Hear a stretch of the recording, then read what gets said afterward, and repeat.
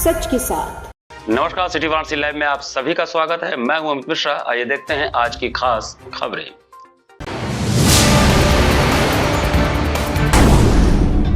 सुबह के डीजी कारागार पीवी रामा शास्त्री पहुंचे वाराणसी, जेलों का किया निरीक्षण। समाजवादी पार्टी के फ्रंटल संगठन छात्र सभा द्वारा विद्यापीठ में चलाया गया सस्ता अभियान। बीएचयू में 3 दिवसीय सर्जरी सम्मेलन यूपी मैसिकॉन 2024 का शुभारंभ।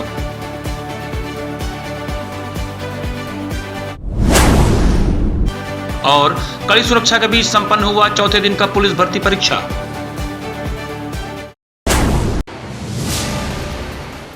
और अब समाचार विस्तार से। यूपी मैसिकॉन 2024 का बीएचयू के केएन उडुप्पा सभागार में शुभारंभ हुआ। बीएचयू के केएन उडुप्पा सभागार में 3 दिवसीय सर्जरी सम्मेलन यूपी मैसिकॉन 2024 का शुभारंभ हुआ। इस प्रतिष्ठित कार्यक्रम में 20 से अधिक शहरों के सर्जन और सार्क देशों के प्रतिनिधि सर्जन, साथ ही लगभग 700 सर्जरी के विशेषज्ञों ने भाग लिया। सम्मेलन का मुख्य उद्देश्य सर्जरी के क्षेत्र में नई तकनीकों और आधुनिक उपचारों के बदलते पहलुओं पर चर्चा करना है। सर्जरी के रेजिडेंट्स के लिए परीक्षाओं से संबंधित परिचर्चाएं और विमर्श भी इस सम्मेलन का हिस्सा रहे। यह आयोजन डॉक्टर पुनीत, डॉक्टर सीमा खन्ना और डॉक्टर शशि प्रकाश के नेतृत्व में किया जा रहा है। सम्मेलन का शुभारंभ शुक्रवार को सुबह 9 बजे हुआ। Association of surgeon of India के अध्यक्ष डॉक्टर प्रोबल नियोगी और विभिन्न शहरों से आए 20 से अधिक सर्जनों ने महत्वपूर्ण जानकारियां साझा की। सम्मेलन में खाद्य नली का कैंसर, अग्नाशय का कैंसर, स्तन कैंसर और हर्निया के आधुनिक उपचारों पर चर्चा की गई। विशेषज्ञों ने लेजर, रोबोटिक और लेप्रोस्कोपिक सर्जरी के विभिन्न उपयोगों पर भी अपने विचार व्यक्त किए। इस कार्यक्रम में कई वरिष्ठ सर्जन, प्रोफेसर और छात्र सक्रिय रूप से भाग ले रहे हैं। डॉक्टर चेरिंग तंदूप चंडीगढ़ के अग्नाशय सर्जरी में लेप्रोस्कोपिक तकनीक की महत्ता पर प्रकाश डाले और इसकी प्रशिक्षण दी। डॉक्टर अभिजीत दास जो कि चेन्नई से हैं, उन्होंने रोबोटिक विधि से खाने की नली की सर्जरी पर चर्चा की, जबकि डॉक्टर अमित श्रीवास्तव आगरा से ने पित्त की नाली की सर्जरी के लिए दूरबीन विधि की प्रक्रिया समझाई। डॉक्टर सी वेद संहिता दिल्ली ने दुर्घटना में घायल मरीजों के लीवर चोट के इलाज की बारीकियों को समझाया और डॉक्टर विक्रांत सिंह चौहान गाजियाबाद ने रोबोटिक सर्जरी की शुरुआत से संबंधित अपने अनुभव साझा किए। 30, 31 अगस्त और 1 सितंबर को होगी। 3 दिवसीय सम्मेलन में हमारे 600 सर्जन्स देश विदेश से आए हुए हैं। हमारे बगल के देश नेपाल से भी कई सर्जन्स आए हैं इस प्रोग्राम को अटेंड करने के लिए। इस प्रोग्राम की खासियत है कि हम जटिल सर्जरी की यहाँ डिमॉन्स्ट्रेशन करेंगे और यहाँ पे 600 करीब डेलीगेट्स जो आ चुके हैं, उनमें से 300 करीब जो है रेजिडेंट डॉक्टर्स भी हैं जो कि अपने शोध पत्र प्रेजेंट करेंगे। DG jail PV Rama Shastri ने शुक्रवार को सेंट्रल और जिला जेल का निरीक्षण किया। वाराणसी में शुक्रवार को सेंट्रल और जिला जेल का निरीक्षण करने के लिए DG jail PV Ram Shastri Varanasi पहुंचे। वाराणसी के दोनों जेलों में डीजी ने करीब 2 घंटे से ऊपर निरीक्षण कर जेल मैनुअल से होने वाले कार्यों को देखा। जिला जेल के बाहर शिकायत पेटिका न होने पर डीजी ने वाराणसी जिला जेलर को फटकार लगाई और जल्द ही जेल के बाहर शिकायत पेटिका लगाने का आदेश दिया। निरीक्षण के दौरान जिला जेल में मिले खामियों को दूर करने का डीजी ने आदेश देते हुए कहा कि जेल मैनुअल के हिसाब से जो भी कैदियों के लिए व्यवस्थाएं उसे जेल प्रशासन देने की कवायद कर रहा है। जो खामियां हैं उसे जल्द ही दूर किया जाएगा। वाराणसी जिला जेल में क्षमता से अधिक कैदियों के होने पर उन्होंने कहा कि शासन के द्वारा जल्द ही चंदौली जनपद में जेल निर्माण करवाया जा रहा है। चंदौली जिला जेल शुरू होने से वाराणसी जिला कैदियों को शिफ्ट किया जाएगा, जिससे वाराणसी जेल में क्षमता के अनुसार ही कैदी रह पाएंगे। वहीं उन्होंने सीसीटीवी कैमरे बढ़ने से प्रदेश के जेलों में अनियमितता कम होने की बात कही। साथ ही प्रदेश के जेलर सहित तमाम कर्मचारियों को सख्त निर्देश देते हुए कहा कि यदि जेल में किसी प्रकार की कोई शिकायत और अनियमितता मिलती है तो जिम्मेदार अधिकारी और कर्मचारी के खिलाफ सख्त कार्रवाई की जाएगी। इंटरनल व्यवस्था की बातें हैं जिसको विस्तारपूर्वक कहने की आवश्यकता नहीं है सार्वजनिक रूप से, लेकिन इंटरनल चेक्स एंड बैलेंसेस जिसको कहते हैं उसको सख्ती से अमल किया जा रहा है, जिससे मैं ये कह सकता हूँ कि जो करप्शन की जो शिकायतें कम हो रही हैं। अगर कोई स्पेसिफिक कंप्लेंट है, क्योंकि जनरली हमेशा होता है, हो रहा है, इससे तो उसका निदान ढूंढना में मदद नहीं मिलेगा। लेकिन कोई पर्टिकुलर केस हो, पर्टिकुलर जेल हो, पर्टिकुलर इंसिडेंट हो, तो कोई भी फ्रीली बात कर सकते हैं। एक मैंने हेल्पलाइन नंबर भी दिया है। उत्तर प्रदेश भारतीय एवं प्रोन्नति बोर्ड आरक्षी नागरिक पुलिस भर्ती 2023 का 23 से 31 अगस्त तक आयोजन हो रहा है। उत्तर प्रदेश भारतीय एवं प्रोन्नति बोर्ड आरक्षी नागरिक पुलिस भर्ती 2023 का आयोजन करने जा रहा है। जनपद में आयोजित परीक्षा में कुल 3,39,840 अभ्यर्थी भाग लेंगे। इसके लिए 80 परीक्षा केंद्र बनाए गए। परीक्षा 23, 24, 25, 30 व 31 अगस्त को दोनों पाली में होगी। प्रत्येक पाली में 33,984 अभ्यर्थी भाग लेंगे। परीक्षा केंद्रों पर सुरक्षा के कड़े इंतजाम किए गए हैं। प्रत्येक केंद्र पर 400 से 450 अभ्यर्थी परीक्षा में सम्मिलित होंगे। तय रूट से परीक्षा केंद्रों तक प्रश्न पत्र पहुंचाए जाएंगे। पाली समाप्त होने के 1 घंटे के अंदर उत्तर पुस्तिका जमा करानी होगी। आला अधिकारियों ने परीक्षा केंद्रों का निरीक्षण कर तैयारी का जायजा लिया। पूर्व में प्रश्न पत्र लीक होने से सबक लेते हुए इस बार प्रदेश में कांस्टेबल के 60,244 पदों के लिए होने वाली पुलिस भर्ती परीक्षा को लेकर काफ़ी तैयारी की गई। परीक्षा 23, 24, 25, 30 व 31 अगस्त को 2 पालियों में होगी। पहली पाली सुबह 10 बजे से 12 बजे तक होगी। दूसरी पाली दोपहर 3 बजे से शाम 5 बजे तक होगी। सुबह 10 से 12 और दोपहर में 3 से 5 बजे तक परीक्षाएं होंगी। सभी 80 सेंटर पर सेक्टर व स्टैटिक मजिस्ट्रेट की ड्यूटी लगाई गई है। इसके अलावा फ्लाइंग स्क्वाड के रूप में डिप्टी कलेक्टर स्तर के अधिकारी तैनात रहेंगे। परीक्षा के दौरान कक्ष में लगे सीसीटीवी कैमरे से पैनी निगाह रखी जाएगी। केंद्रों तक प्रश्न पत्र पहुंचाने के लिए पहले से रूट तय किए गए हैं। निर्धारित रूट पर से प्रश्न पत्र को परीक्षा केंद्रों तक पहुंचाना जरूरी किया गया है। परीक्षा यूपी पुलिस के लिए सेक्टर मजिस्ट्रेट, जोनल मजिस्ट्रेट व नोडल अधिकारी नियुक्त किए गए हैं। जिला स्तरीय अधिकारियों को इसके लिए नियुक्त किया गया है। परीक्षा से जुड़े सभी अधिकारियों कर्मचारियों को सुबह 9 बजे तक केंद्रों पर पहुंचने के सख्त निर्देश दिए गए हैं। पाली समाप्त होने के 1 घंटे के अंदर उत्तर पुस्तिका जमा करानी होगी। इसके बाद ही दूसरी पाली के लिए प्रश्न पत्र दिए जाएंगे। पुरुष अभ्यर्थी को मूल मंडल से दूसरे मंडल में परीक्षा केंद्र आवंटित किए गए हैं। वहीं महिला अभ्यर्थी को मूल जनपद से मंडल के दूसरे जनपद में परीक्षा केंद्र आवंटित किए गए हैं। अभ्यर्थी परीक्षा केंद्र में कोई भी सामान नहीं ले जा सकेंगे। परीक्षा देने आए अभ्यर्थियों ने बताया कि इस बार 150 क्वेश्चन किए गए हैं। इस बार माइनस मार्किंग रखी गई है। फिलहाल क्वेश्चन सही बनाया गया था। वहीं अभ्यर्थियों ने बताया कि इस बार हम काफ़ी तैयारी करके आए हैं और उम्मीद है कि हम लोगों का इस बार सिलेक्शन हो जाएगा। शहर के विभिन्न इलाकों में दूषित पेयजल आपूर्ति को लेकर ने जलकल के नवागत महाप्रबंधक को पत्रक सौंपा। शहर के विभिन्न इलाकों में दूषित पेयजल आपूर्ति को लेकर सफाई आज जलकल के नवागत महाप्रबंधक अनूप सिंह से उनके कार्यालय में मुलाकात कर पत्रक सौंपे। सपा के पूर्व महानगर अध्यक्ष विष्णु शर्मा विश्वकर्मा ने महाप्रबंधक अनूप सिंह से कहा कि शहर के विभिन्न इलाकों में दूषित पेयजल की आपूर्ति होने के कारण आमजन त्रस्त हैं। विभागीय अधिकारी सिर्फ आश्वासन देकर जनता को गुमराह करने का कार्य कर रहे हैं। सपा नेता विष्णु शर्मा ने बागहाड़ा, रामनगर एवं नगवा आदि इलाकों में दूषित पेयजल की आपूर्ति की शिकायत दर्ज कराते हुए रोष व्यक्त किया। उन्होंने जीएम से नगवा के पंचकोशी क्षेत्र में कई दिनों से पेयजल की आपूर्ति न किए जाने से आमजन को हो रहे कठिनाई पर ध्यान आकृष्ट कराते हुए जल्द पेयजल उपलब्ध कराए जाने की मांग की। कैंट की पूर्व प्रत्याशी पूजा यादव एवं राष्ट्रीय महासचिव सत्यप्रकाश सोनकर ने जीएम से कहा कि विश्व प्रसिद्ध रामनगर की रामलीला प्रारंभ होने वाली है, मगर उपरोक्त स्थान पर मैनहोल का ढक्कन खुला होने के कारण रामलीला प्रेमियों को कठिनाई का सामना करना पड़ेगा। सफाइयों की शिकायत को लेकर जलकल के महाप्रबंधक अनूप सिंह ने आश्वस्त करते हुए जल्द ही समस्या का समाधान करने का भरोसा दिया। पत्रक सौंपने वालों में प्रमुख रूप से सपा के पूर्व महानगर अध्यक्ष विष्णु शर्मा विश्वकर्मा, कैंट की पूर्व प्रत्याशी पूजा यादव, सत्यप्रकाश सोनकर, राष्ट्रीय महासचिव, कैंट विधानसभा के पूर्व अध्यक्ष दिलीप कश्यप, पूर्व पार्षद शंभूनाथ बाटुल, पिछड़ा वर्ग प्रकोष्ठ के महानगर अध्यक्ष विवेक कहार, बाबा साहेब अम्बेडकर वादिनी के नवनियुक्त महानगर अध्यक्ष अमन यादव, आमिर अहमद, प्रदीप मोदनवाल, गोविंद यादव, संजय यादव, आकाश विश्वकर्मा, पप्पू यादव, रविदास, सूरजबिंद, आशीष यादव, शैलेंद्र सिंह, उमेश यादव, भोला पटेल आदि लोग उपस्थित रहे। अनूप सिंह जी आए, नवागत जीएम है जलकल के।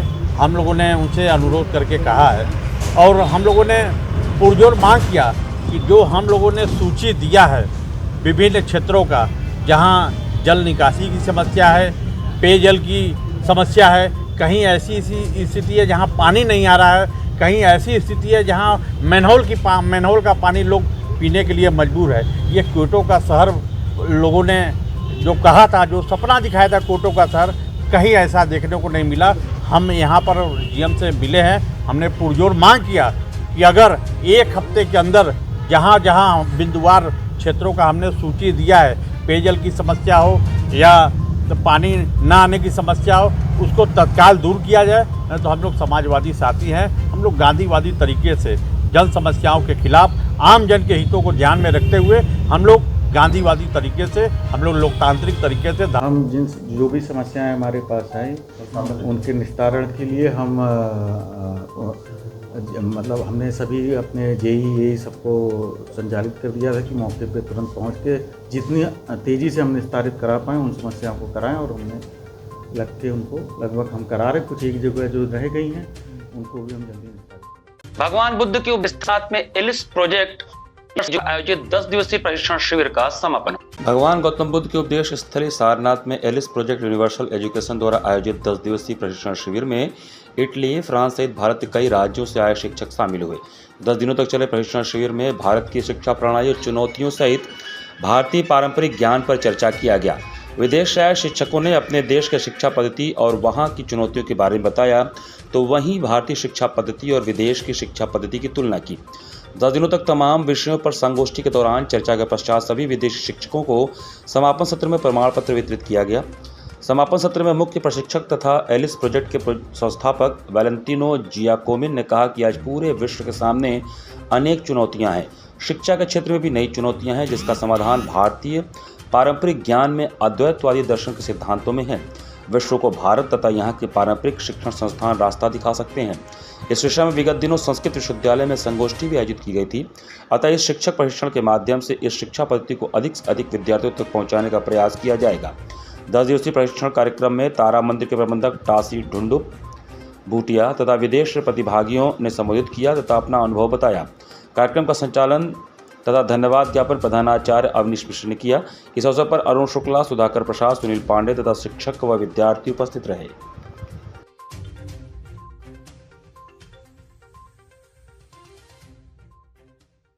यहाँ पर वक्त चला छोटे से ब्रेक का। बने रहिए सिटी लाइव के साथ।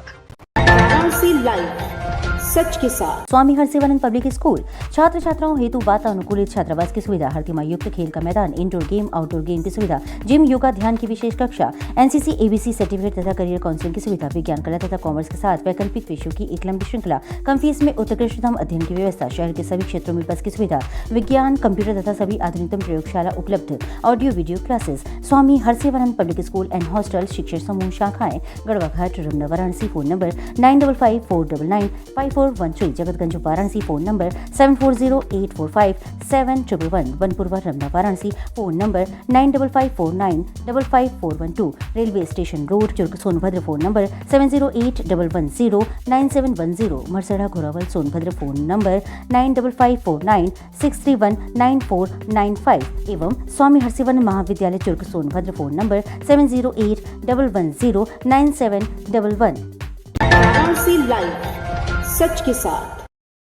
ब्रेक के बाद आपका स्वागत है। समाजवादी पार्टी के फ्रंटल संगठन छात्र सभा द्वारा काशी विद्यापीठ में सदस्यता अभियान चलाया गया। समाजवादी पार्टी के फ्रंटल संगठन छात्र सभा के नेतृत्व में आज महात्मा गांधी काशी विद्यापीठ वाराणसी का आचार्य नरेंद्र देव छात्रावास पर कार्यक्रम का आयोजन किया गया, जिसमें महानगर अध्यक्ष समाजवादी छात्र सभा आयुष यादव के नेतृत्व में प्रतिदिन की भांति सदस्यता अभियान चलाया गया। महानगर अध्यक्ष के नेतृत्व में सैकड़ों नौजवानों, छात्रों व छात्राओं को समाजवादी पार्टी की सदस्यता दिलाई गई। इस दौरान युवाओं एवं नौजवानों में समाजवादी पार्टी के सदस्य बनने में भारी उत्सुकता दिखी।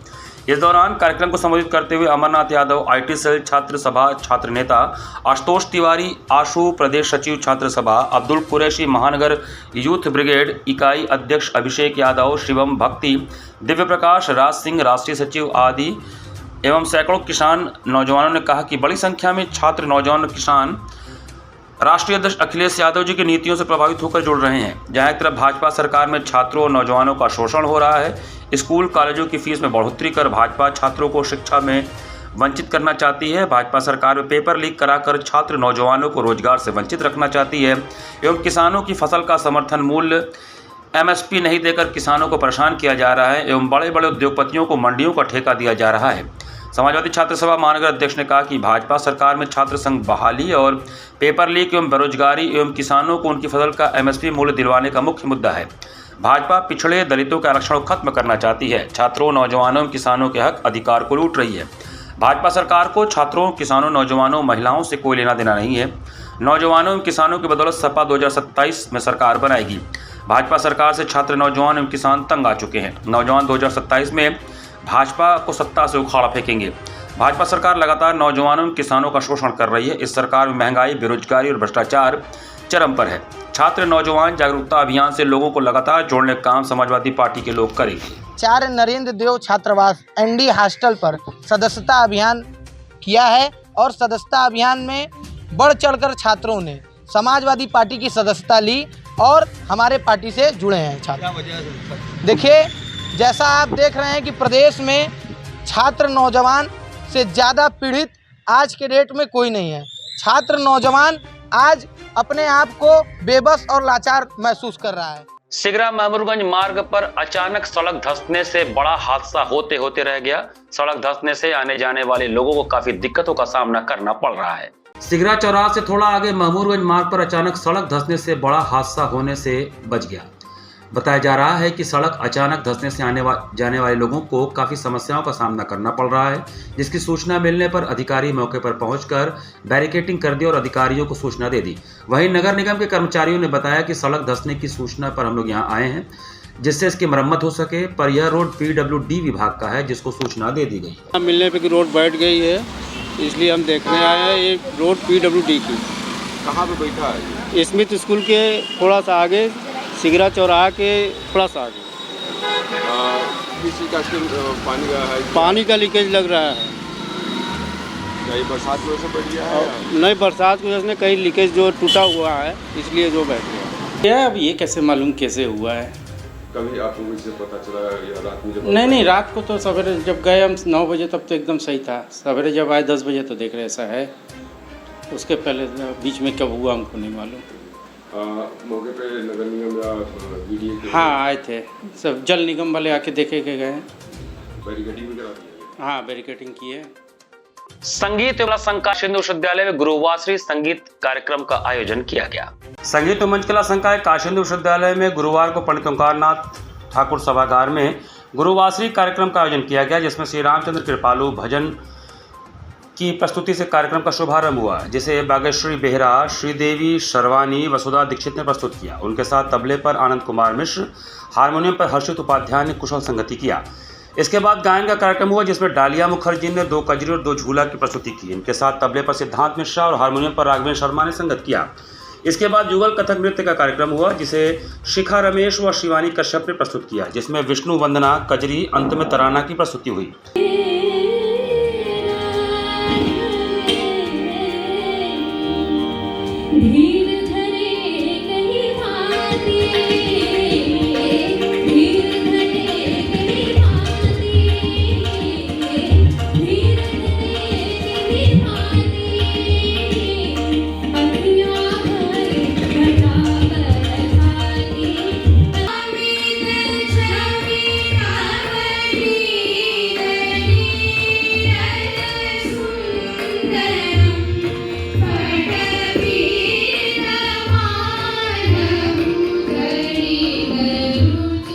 बीएचयू के एमपी थिएटर फुटबॉल मैदान पर मोहम्मद रियाजुद्दीन मेमोरियल जिला फुटबॉल लीग में शुक्रवार को 2 मैच खेले गए। काशीन्द्र विश्वविद्यालय के एमपी थिएटर फुटबॉल ग्राउंड पर खेली जा रही मोहम्मद रियाजुद्दीन मेमोरियल जिला फुटबॉल लीग में आज शुक्रवार को 2 मैच खेले गए। आज का मैच पहला कुमाऊं हीरोज बनाम स्पोर्ट्स हॉस्टल वाराणसी के बीच खेला गया। खेल शुरू होते ही दोनों ही टीमें अच्छे खेल का प्रदर्शन कर रही थी और ज्यादातर गेम मध्य मैदान में हो रहा था। गोल करने के मौके मिले, मगर दोनों ही टीम गोल नहीं कर पाई।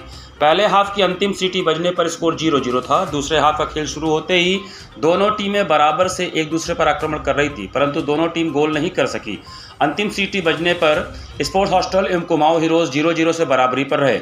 दूसरा मैच रेंजर FC बनाम स्टेडियम रॉकर्स के बीच खेला गया। खेल शुरू होते ही दोनों टीम ने छोटे छोटे पासों से अच्छा खेल शुरू किया, परंतु प्रथम हाफ की सीटी बजने पर कोई भी टीम गोल नहीं कर सकी। दूसरे हाफ का खेल शुरू होते ही दोनों टीमें डिफेंसिव ज़्यादा अटैक कम कर रही थी। परिणाम स्वरूप मैच की अंतिम सीटी बजने पर भी दोनों ही टीम गोल नहीं कर सके। मैच की अंतिम सीटी बजने पर स्कोर 0-0 से बराबर रहा। मोहम्मद रियाजुद्दीन मेमोरियल जिला फुटबॉल लीग चल रहा है। इस लीग में हमारे वाराणसी जिले की सारी जो भी टीमें हैं वो भाग ले रही हैं। कितनी टीमें हैं इसमें? 16 टीमें हैं, जिसमें अभी एक ग्रुप का मैच चल रहा है। एक ग्रुप कंप्लीट हो जाएगा, उसके बाद दूसरे ग्रुप का मैच चलेगा। 29 अगस्त को झूलेलाल साईं ताइक्वांडो अकादमी में राष्ट्रीय खेल दिवस का आयोजन किया गया। वाराणसी ताइक्वांडो एसोसिएशन संस्था के बैनर तले झूलेलाल साईं ताइक्वांडो अकादमी में 29 अगस्त गुरुवार को राष्ट्रीय खेल दिवस मनाया गया। इस अवसर पर संस्था के अध्यक्ष मनोज कुमार शर्मा व सचिव सहनशाह कमाल उपस्थित रहे। संस्था के कोषाध्यक्ष अमित जायसवाल हैं। 1983 से बनारस में शुरू हुई इस संस्था के बच्चों द्वारा आत्मरक्षा की तकनीक का प्रदर्शन किया गया। इसमें रेड 1 पर आदित्य शर्मा और ग्रीन बेल्ट शुभ मिश्रा ने ईंट में आग लगाकर तोड़ा। इसमें बीएचयू की गर्ल्स द्वारा बताया गया किस प्रकार से अपनी सुरक्षा कर सकते हैं। संचालन head coach Amit Jaiswal, sir coach Harsha Nathani ने बेटी बचाओ बेटी पढ़ाओ व बेटी को आत्मसुरक्षा के गुण भी सिखाओ जैसा संदेश दिया और सभी को राष्ट्रीय खेल दिवस की शुभकामनाएं दी। इसमें चीफ गेस्ट अनिल महाराज रहे। इस कार्यक्रम में अनुषा, मुस्कान, आदित्य, शुभ, नव्या, मान्या, स्नेहा, साक्षी, सृष्टि, ईशिका, भूमि, स्वरांश शामिल रहे। नेशनल स्पोर्ट डे सेलिब्रेट किया है जो कि मेजर ध्यानचंद जी की जयंती पर मनाया जाता है। वो हॉकी के जादूगर थे। आज उनका 119वां जयंती दिवस हम सभी ने सेलिब्रेट किया है और हम लोगों ने बेटी बचाओ बेटी पढ़ाओ जैसे नारे तो सुने होंगे, लेकिन बेटी बचाओ बेटी पढ़ाओ और बेटी को आत्मनिर्भर भी बनाओ, ये भी बहुत ज़रूरी है। उसके तहत हम लोगों ने आज आत्मसुरक्षा के गुण बच्चों के प्रति, जैसा कि आपने देखा कि हम लोगों ने प्रदर्शित किया। हमारे कोच गुरुजी हमारे मिस्टर अमित जायसवाल सर जी हैं, जिनके आशीर्वाद से ये क्लास चल रही है और हम लोग यहाँ पे बहुत दूर दूर से बच्चे आए हुए हैं, जैसा कि आप सभी देख सकते हैं। उनके हाथों में स्लोगन है। वो यही संदेश देना चाहते हैं कि बेटी, जिस भी घर में बेटी हो, उन्हें कभी भी वो ना समझे कि वो कुछ नहीं कर सकती हैं। वो जो कर सकती हैं वो कोई नहीं कर सकता। आज वो है तभी हम हैं। तो हमें हर एक नारी को ये सोचना चाहिए कि हमें जिस भी क्षेत्र में वो आगे जाना चाहती हैं वो आगे जाएं। इसी के साथ सिटी वाराणसी लाइव का ये संस्करण हम समाप्त करते हैं। मुझे दीजिए आज्ञा। नमस्कार।